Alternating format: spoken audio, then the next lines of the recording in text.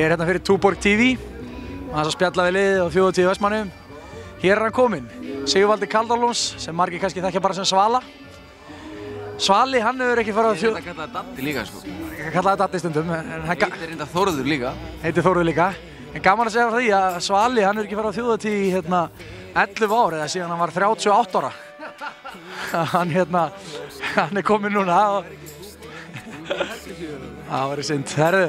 En Svali er kominn aftur og eins og sjáu þið, Svali svona, hann er eiginlega...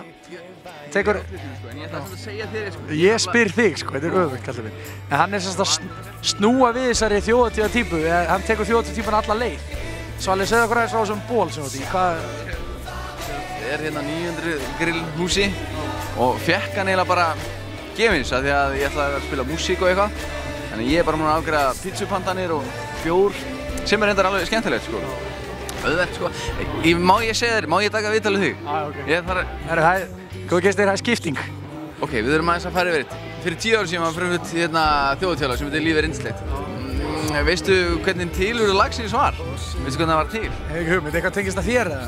Nei, ekki neitt, sko. Raunin ekki. Það var svo þetta 8 ára lag sem var gefið út í Ameríku, þegar Land og Sínu voru að leika sér. Manstu því? Já, ég man því. Já, það var sungið á ensku fyrst, sko.